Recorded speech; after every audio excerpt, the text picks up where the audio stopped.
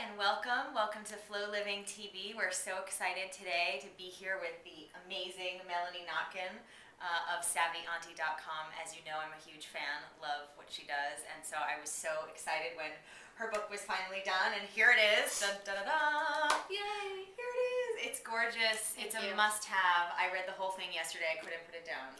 You read it in one day? Yeah. You know I'm kind of a nerd. A cute one. I love that. I love that you can put it down.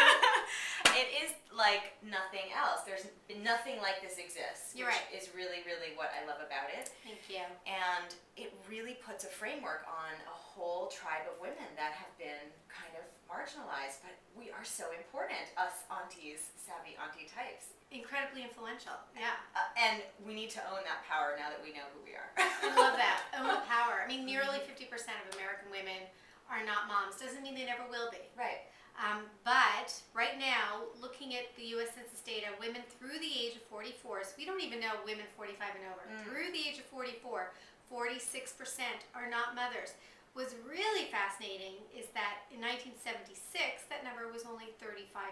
Wow. And the numbers just continue to grow and grow and grow. And that isn't to say that women shouldn't have children, aren't having children, whatever the issue is. It doesn't matter. Doesn't matter. Yeah. It's the fact is that there are at least as many women who are not having children as women who are.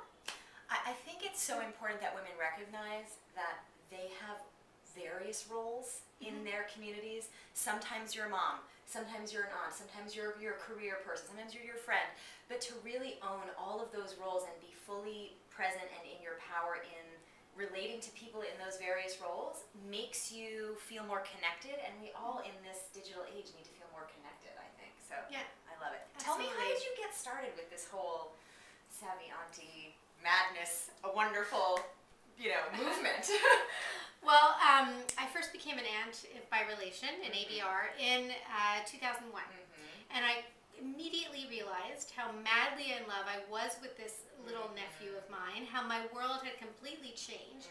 And yet, when I left that first hospital visit to meet my little nephew, it didn't look like my life had changed. I had no badge of honor. I didn't have, anything on me that said I'm now an aunt. I've sort of graduated to this new generation. Right. And I felt sort of this weird dichotomy between this new world that I was in and my life.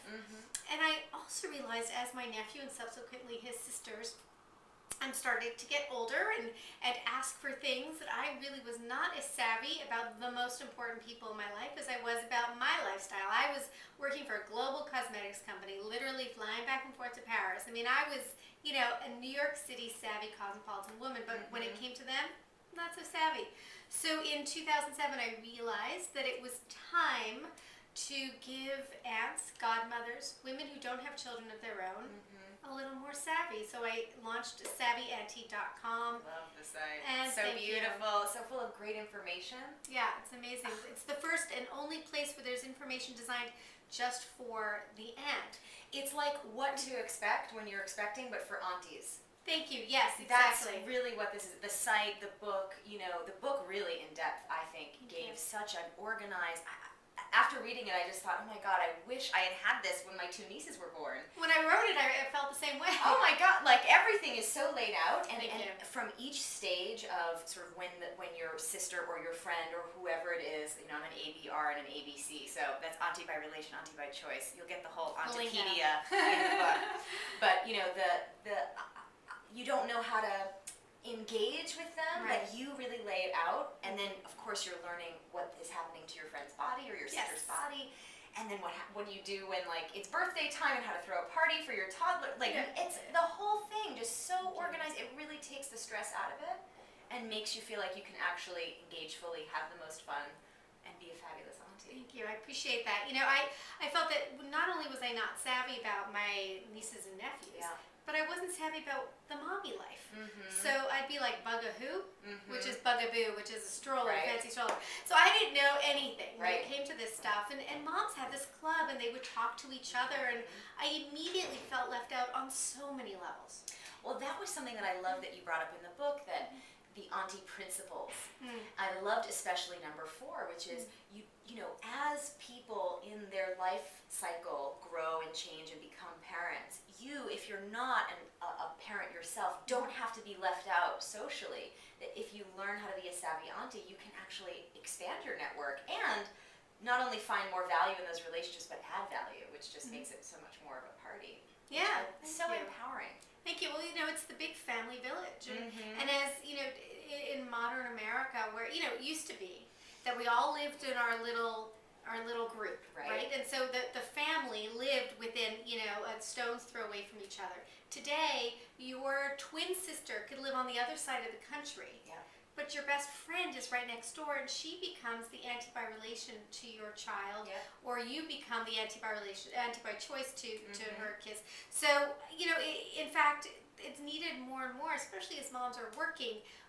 We need to be included in this family village, and so what I want to do is break that barrier. Yes. And this isn't aunts versus moms, God forbid. Oh, no. No, in fact, there are a lot of mommy aunties, women who are moms and aunts who are who love this whole movement as well. It's just a way for us to connect with each other. It can no longer be either you're a mom or you have nothing to do with kids. Yeah, it's really not. I mean, we're all around children all the time. If you have anybody that's having kids, so it's really great to just feel proud about and part of it. And celebrate it. If you're a first-time aunt, you celebrate with a debutante.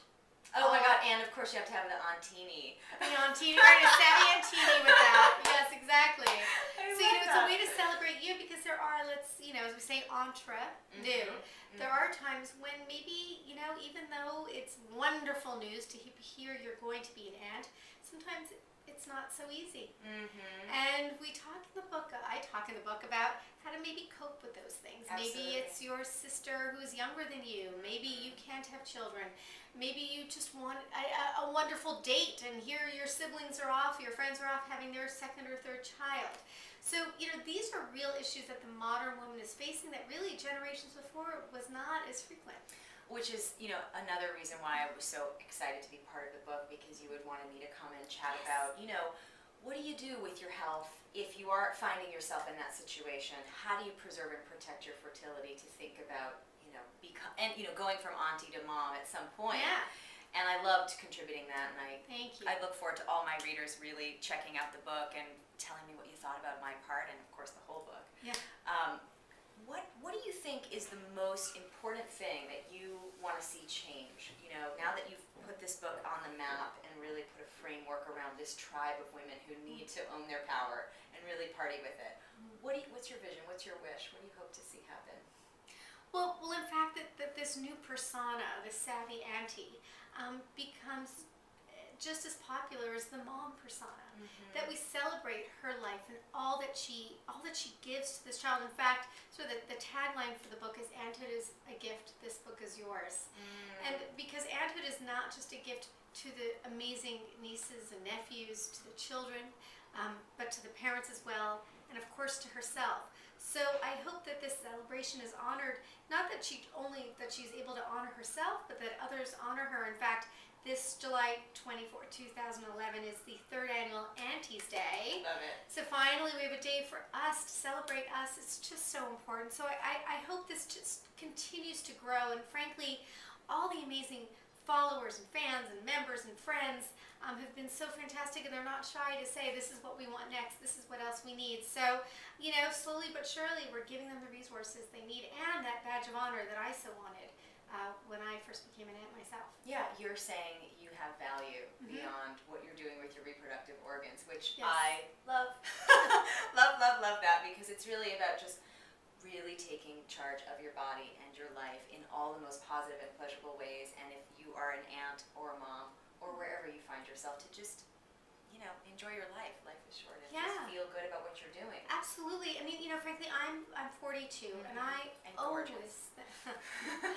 always wanted children. I still want children. Unfortunately, I call myself, or the circumstance that I'm in, I call it circumstantial infertility.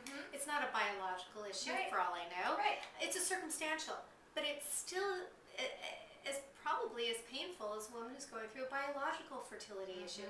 And usually when you're going through a biological fertility issue, you have a partner with whom you are trying to conceive this child. Right.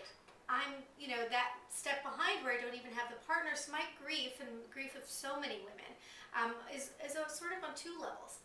And Are there resources on the Savvy Auntie site for women who find themselves in circumstantial infertility? Yes, there are. To chat. Absolutely, we can definitely chat in the forums That's together. great. Absolutely, and there are resources in the book to talk about that and how to cope with that. But what I found was really interesting for me was as I was approaching my 40th birthday, that I was tired of being all that I wasn't. I was not a mom. Right. Well, being a Savvy Auntie is married or single, straight or lesbian. Doesn't Love really that. matter. I found myself, living in the negative. I was not a mom, not a wife, and I thought, gosh, I can't live in the negative. What a waste. Yes. I lived in the positive. Yeah, I agree. I mean, I think it's so important that women really start to get clear that maternal instinct can be applied to so many different situations, not just their own child, but really nurture all the people and the people's kids that you love in your life and all the things that you're doing, projects, career, relationships. Nurture yourself, of course, above all things. And don't forget, it's not just the kids but there are many benevolent aunts. Women who give to children all over the world. Look at Oprah Winfrey. I know, amazing. Amazing, right? So that's part of it too, is not just giving to the children that you know and the children in your community, but to children around the world. How amazing, what a gift. Amazing. Well, I am so excited about this book. I'm so excited for you and all that's happening in Savvy Auntie land. Ladies, pick this up. This would be an amazing gift for Mother's Day, for the sister in your world. If you are a mom and you have a sister who's an auntie, support her, love her, show her your gratitude. I thought this would be amazing for like bridesmaids parties and absolutely for baby showers. Oh my God! Give it to all the women. This should be the party favor for everybody. And we've wrapped it up in a bow. See on the back, it's got a bow. So it's all wrapped up. Just give it as a gift. And there's even a gift. I love. Page. See, I have mine.